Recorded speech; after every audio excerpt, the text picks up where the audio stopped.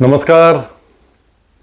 1 मे या आपल्या महाराष्ट्र दिनाच्या निमित्तानं मी मराठी अभ्यास केंद्राचे प्रमुख आणि मागील काही वर्षांपासून जे अखंडितपणे परप्रांतीयांच्या सर्वस्तरीय आक्रमणातून आपली मराठी भाषा, मराठी शाळा, महाराष्ट्र धर्म टिकून राहावा यासाठी सातत्यानं लढणारे प्राध्यापक दीपक पवार यांची एक विस्तृत मुलाखत घेतली आपल्या अभिव्यक्तीसाठी. आणि ती मुलाखत आपणापैकी बहुसंख्य लोकांना आवडली. खूप छान अशा प्रकारच्या प्रतिक्रिया त्या संदर्भातल्या आपणापैकी अनेकांनी पाठवल्या. त्याबद्दल आपण सगळ्यांना खूप मनापासून धन्यवाद. परंतु संघ भाजप प्रणित जे ट्रोलर्स असतात 40 पैसेवाले, माहिती असेल ना आपल्याला, हे जे संघ आणि BJPसाठी समाज माध्यमांवरती मूर्खासारखे खिंड लढवणारे जे अंधभक्त आहेत ट्रोलर्स, त्यांना भारतीय जनता पार्टीच्या मीडिया सेलकडून प्रत्येक शब्दासाठी 40 पैसे अशा हिशोबानं मानधन मिळतं. त्यांचे सगळ्यांचे अकाउंट नंबर जमा असतात भाजपच्या IT सेलकडे आणि त्यानुसार त्या ट्रोलर्स लोकांच्या अकाउंटला दर महिन्याला भारतीय जनता पार्टीच्या IT सेलकडून पैसे जमा होत असतात. आपण मला वाटतं मागे साधारण 1.5-2 वर्षांपूर्वी स्वाती चतुर्वेदी यांनी लिहिलेल्या yes I am a troll या पुस्तकावरती आधारित एक एपिसोड बनवलेला होता अभिव्यक्तीवरती आपल्या.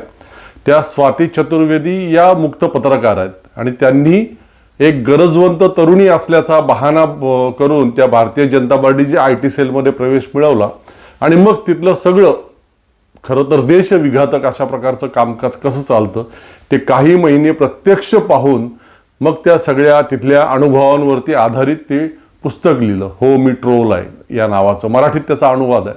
त्यातून या 40 पैसे वगैरे सगळ्या बाबी जगासमोर आल्या.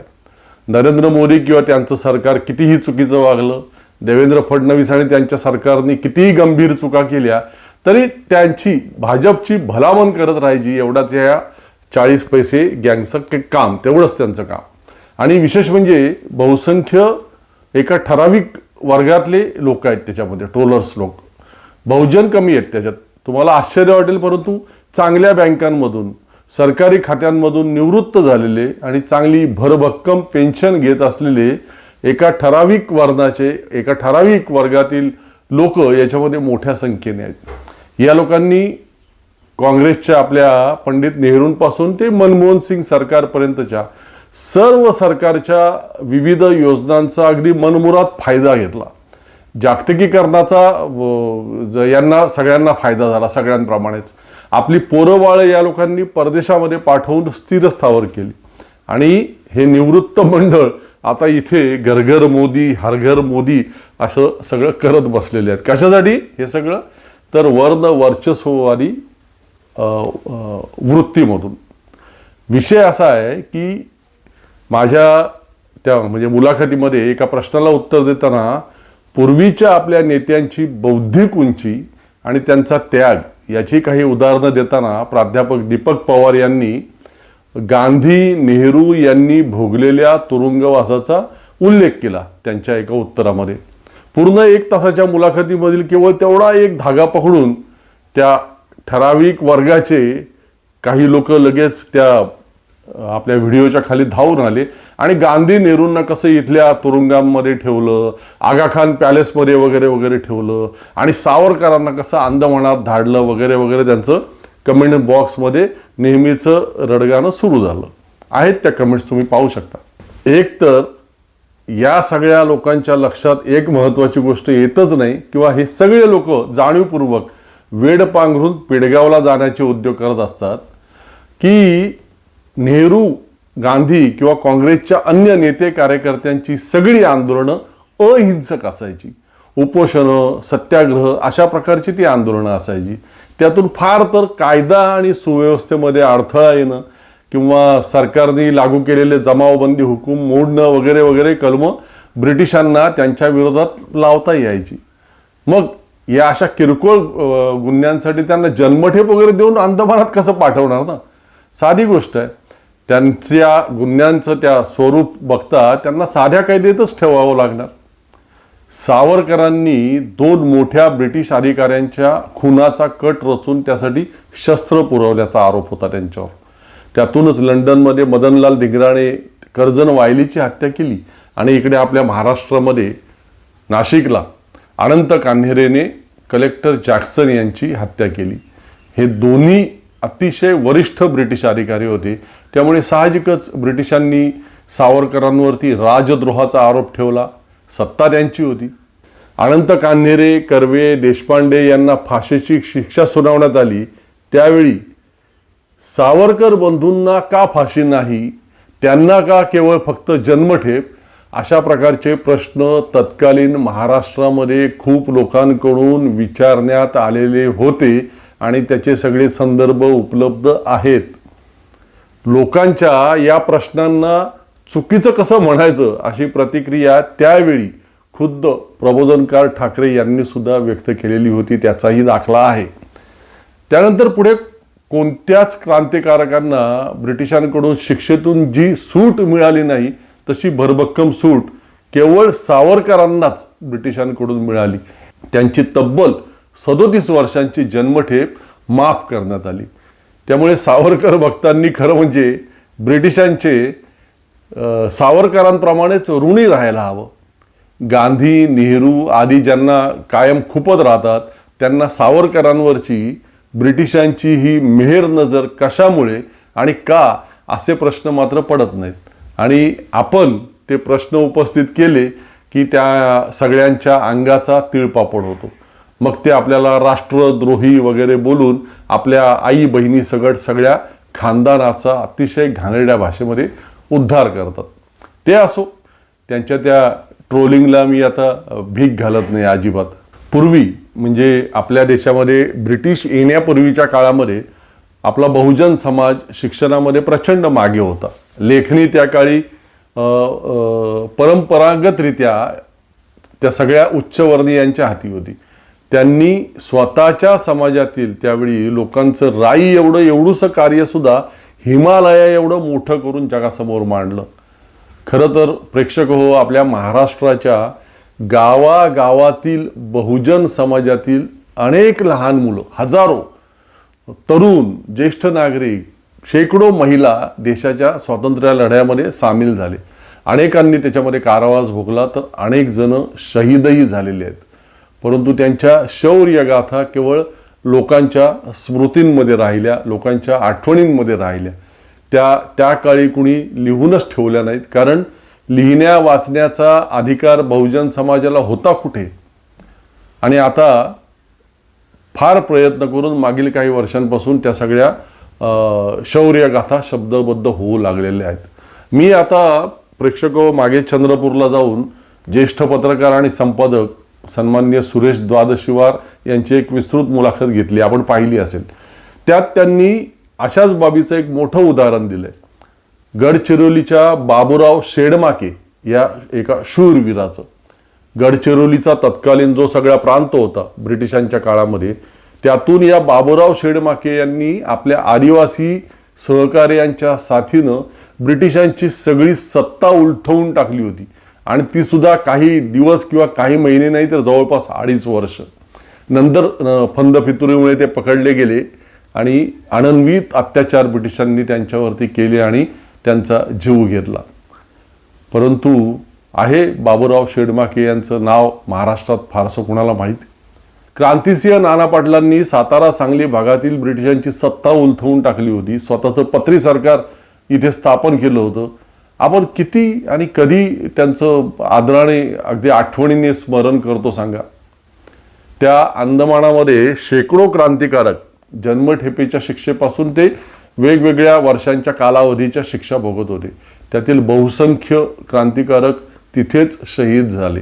सावरकरांसारखं दीर्घायुष्य जगण्याचं भाग्य मुक्तपणे तेही त्यांच्या वाट्याला आलं नाही. मात्र त्यांची आठवण तरी आपण कधी काढतो त्या क्रांतिकारकांची, कारण त्यांची नावं सुद्धा आपल्याला धडपडे माहिती नाही आहेत. सावरकर स्वतः उच्च शिक्षित होते.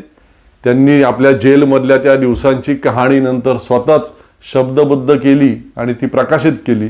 ते वाचून मग त्यांच्या जात बांधवांनी, वर्ण बांधवांनी त्यांच्यावरती आणखीन खूप सारी पुस्तकं वगैरे लिहिली आणि सावरकर महान झाले. अंदमानातील बाकीचे शेकडो हजारो शहीद क्रांतिकारक मात्र आपल्या सगळ्यांच्या नजरेआडच राहिले. पुण्यामध्ये चाफेकरांचं कार्य नेमकं कशा प्रकारचं होतं? सुधारणावादी विचारांच्या आगरकरांच्या सुधारक या वर्तमानपत्राच्या प्रतींचे गठ्ठे पहाटेच्या अंधारात उठून ते जाळून टाकणे. कशासाठी? तर ते नियतकालिक आणि त्यातले सामाजिक सुधारणावादी विचार लोकांपर्यंत पोहोचू नयेत म्हणून.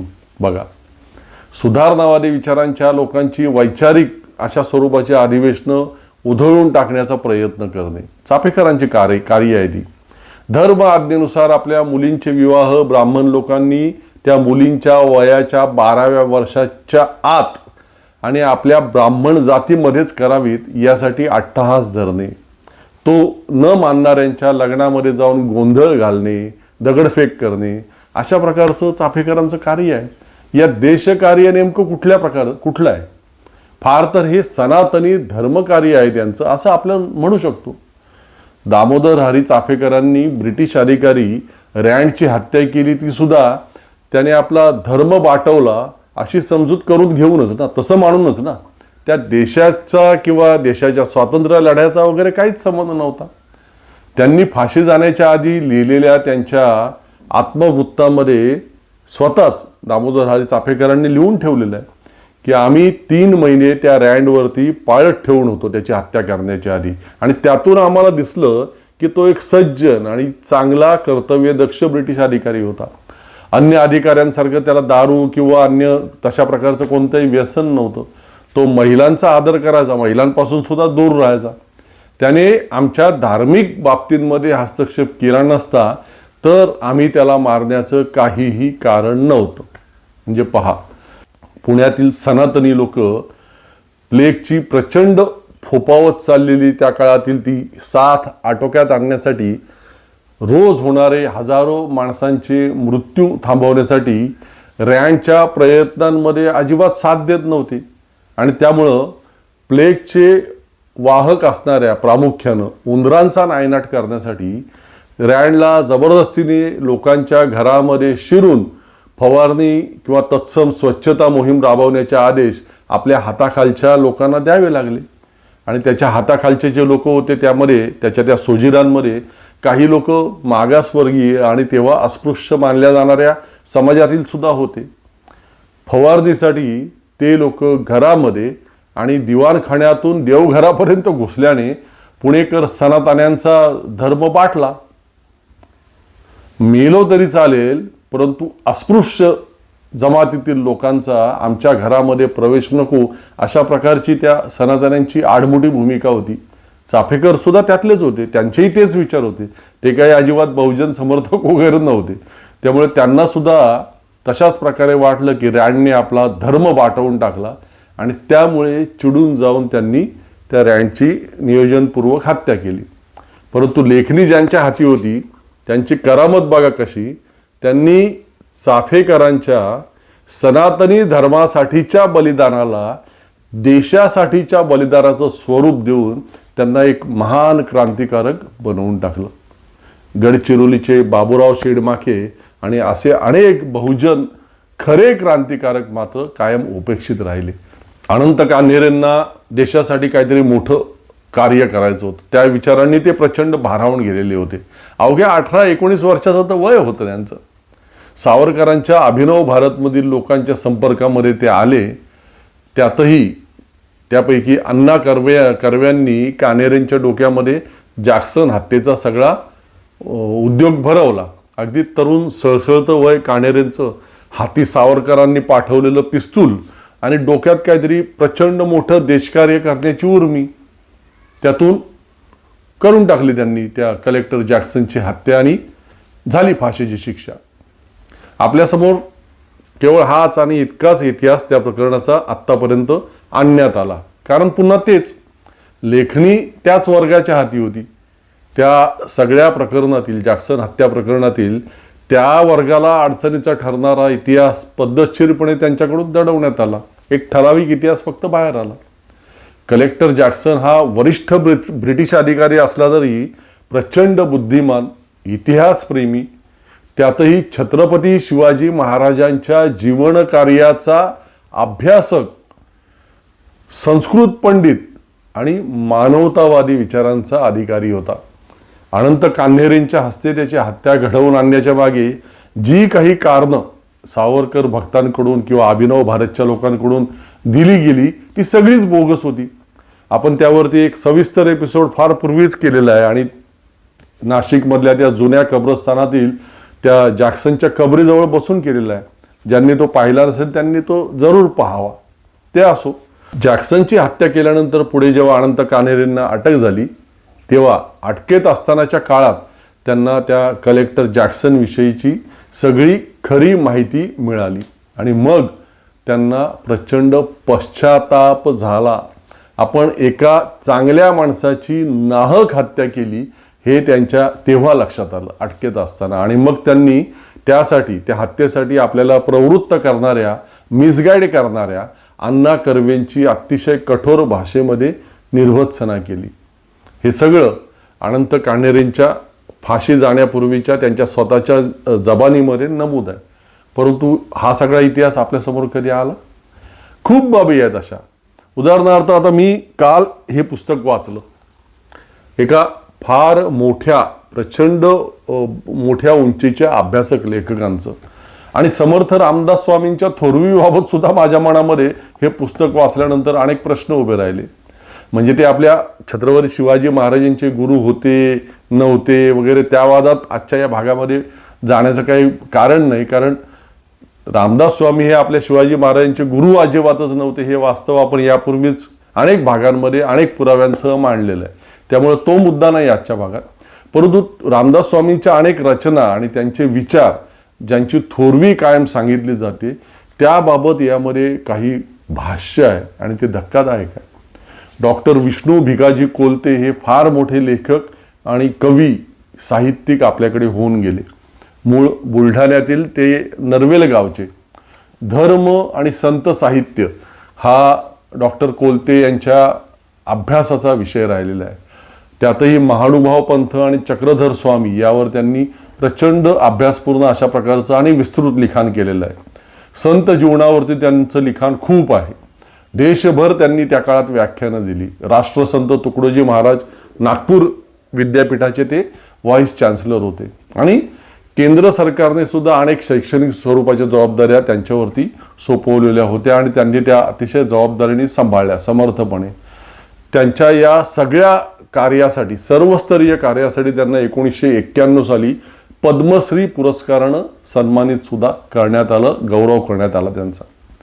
त्यांनी बऱ्याच वर्षांपूर्वी बनारसला, काशीला हिंदी भाषेतून आपल्या महाराष्ट्राच्या संत ज्ञानेश्वर, संत नामदेव महाराज, संत तुकाराम महाराज, संत एकनाथ महाराज आणि समर्थ रामदास स्वामी यांच्यावरती व्याख्यानं दिली. हिंदीतून एवढ्यासाठी की तिकडच्या लोकांना आपल्या मराठी संतांचं कार्य व्यवस्थितपणे समजावं. तर त्यांच्या पद्मश्री डॉक्टर विष्णू भिकाजी कोलते यांच्या त्या काशीमध्ये दिलेल्या हिंदी भाषणांचा हा मराठी अनुवाद पुस्तक स्वरूपामध्ये आपल्याकडे उपलब्ध आहे. लोकवाङ्मय गृह या प्रकाशन संस्थेने या पुस्तकाचं प्रकाशन केलेलं आहे आणि 200 रुपये याची किंमत आहे. मराठी संतांचं सामाजिक कार्य यातील रामदास स्वामींविषयी डॉक्टर कोलते सरांनी केलेलं जे भाष्य आहे ते वाचून प्रचंड धक्का बसला. लोक हो, तुम्हाला सुद्धा धक्का बसेल. आता मी सांगणार आहे त्यातल्या काही गोष्टी. विस्तृत अशा स्वरूपाचं डॉक्टर कोलते यांचं व्याख्यान होतं ते काशीचं, त्यामुळे हा लेख सुद्धा यातील मोठा आहे. परंतु त्यातील मला जे धक्कादायक वाटलं किंवा अजूनपर्यंत जे माहिती नव्हतं ते आता वाचायला मिळाले या लेखातून, त्यातल्या काही गोष्टी फक्त तुम्हाला सांगतो. समर्थ रामदास स्वामी हे ब्राह्मण आणि ब्राह्मण्यवादाचे, कर्मठ सनातनी ब्राह्मण्यवादाचे प्रचंड समर्थक होते. वर्णभेद, वर्णवर्चस्ववाद याचे ते प्रचंड पुरस्कर्ते होते हे आपल्याला सगळ्यांना माहिती. त्याच्यामध्ये काय कोणाचा आक्षेप असण्याचं कारण नाही. मात्र ते अन्य जातीय लोकांचा पराकोटीचा द्वेष करायचे हे माहीत नव्हतं. गुरु तो सकळांसी ब्राह्मण, जरी तो झाला क्रियाहीन, तरी तयासीच शरण अनन्य भावे असावं, किंवा असो ब्राह्मण सुरवर वंदिती, जिथे तेथे मानव बापुडे किती, जरी ब्राह्मण मूढमती तरी तो जगदवंद्यच, अशी अनेक उदाहरणं देऊन या व्याख्यानामध्ये डॉक्टर कोलते पुढे असं म्हणतात की रामदासांचा दृष्टिकोन अत्यंत मर्यादित आणि अत्यंत संकुचित होता, आणि हे तितक्याच पुरतंच असलं असतं तरी एक वेळेस ठीक होतं, परंतु आपल्या जातीच्या उत्कर्षासाठी इतर जातीयांना ते हीन ठरवत होते, हे चुकीचं होतं. ब्राह्मण भलेही मूर्ख असला तरी जगदवंद्यच आहे, किंवा देवाधिदेव जिथे ब्राह्मणांपुढे झुकतात तिथे दुर्बल मानवाची गोष्टच काय, हे जे रामदासांचं म्हणणं होतं ते सुद्धा पटण्यासारखं अजिबातच नव्हतं. हे डेंजर आहे. बघा, तुकाराम नावाचा एक शूद्र जातीचा इसम देहू क्षेत्रामध्ये, अध्यात्माच्या क्षेत्रामध्ये नावलौकिक कमावतो, याचा प्रचंड राग रामदासांना होता. आणि त्याही उपर पुढच्या काळामध्ये बहिणाबाई, रामेश्वर शास्त्री आणि कचेश्वर भट यांच्यासारखे ब्राह्मण त्या शूद्र तुकारामांचे शिष्य झाले. याला रामदास त्या ब्राह्मणांचा भ्रष्ट आचार म्हणतात. याबाबतचे दाखले डॉक्टर कोलते यांनी दिलेले आहेत. ब्राह्मणांनी नीच जातीचा गुरु करणं हे पाप आहे असं रामदासांचं म्हणणं आहे. म्लेच्छ आणि क्षत्रियांनी राज्य ताब्यात घेतली, त्यांच्या हातून ती राज्य, आणि नीच वर्णीयांकडून गुरुत्व पुन्हा हिसकावून ते ब्राह्मणांच्या हाती आलं पाहिजे, यासाठी रामदास प्रयत्नशील होते. याचे सुद्धा खुद्द रामदासांच्या लिखाणातले दाखले कोलते सरांनी दिलेले आहेत. तुकाराम आणि रामदास यांच्या कार्यातील फरक डॉक्टर कोलते यांनी आपल्या या व्याख्यानात दाखवून दिला, जो मला अतिशय महत्त्वाचा वाटतो, नाविन्यपूर्ण आहे.